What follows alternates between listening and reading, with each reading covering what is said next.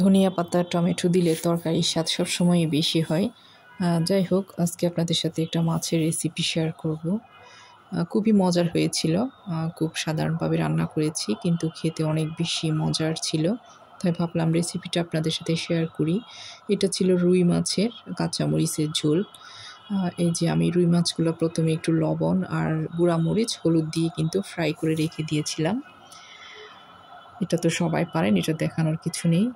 Fry করে আমি আলাদা করে তুলে রেখেছি। এখন সে একই ফ্রাইং প্যানে আমি দিয়ে দিয়েছি কিছুটা পরিমাণে পেঁয়াজ কুচি। পেঁয়াজ কুচিটা কিছু সময় একটু নেড়ে চেড়ে নেব, হালকা একটু ব্রাউন করে নিব আর কি, হালকা একটু ভেজে নিব, খুব বেশি ব্রাউন করতে হবে না। এই যে একটু লাল লাল ভাব হয়ে এসেছে। এখন দিয়েছি রসুন বাটা 1 চা চামচ।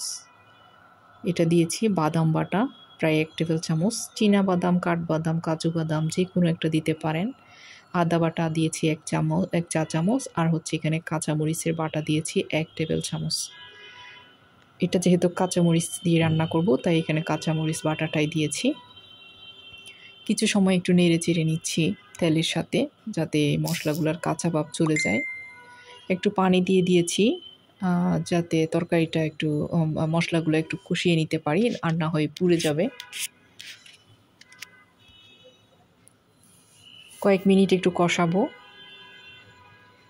কষানো হয়ে গেলে কিছু সময় কষানোর পর দিয়েছি লবণ। লবণটা তো স্বাদ মতো দিতে হবে। গরম মশলা দিয়েছি উঁচা করে 1 চা চামচ। হলুদ দিয়েছি 1/2 চা চামচ।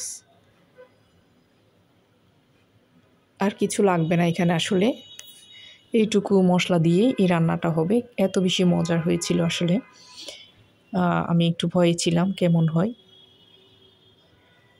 যাই হোক, অনেক বেশি মজা হয়েছিল। রেসিপি আপনারা ট্রাই করে দেখতে পারেন, আর রেসিপি ভালো লাগলে লাইক কমেন্ট করবেন।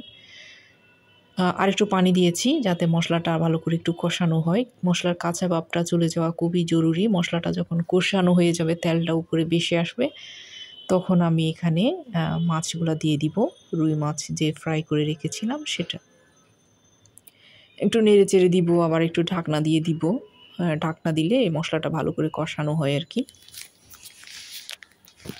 কিছু সময় ঢাকনা দিয়ে আমি রেখে দিয়েছিলাম।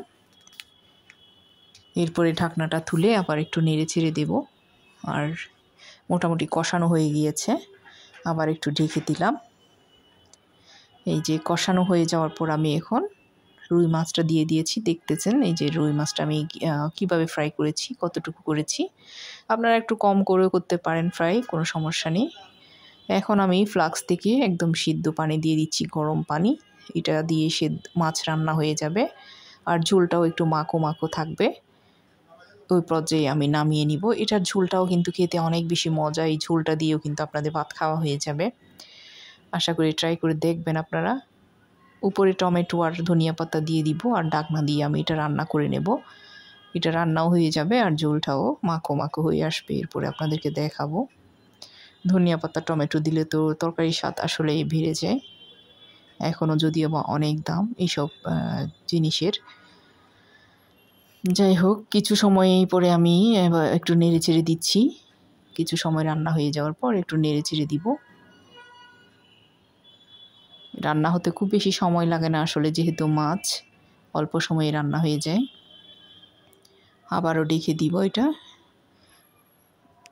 এরপরে আমি দেখাচ্ছি, প্রায় হয়ে গিয়েছে। আমি নামিয়ে নিব এখন।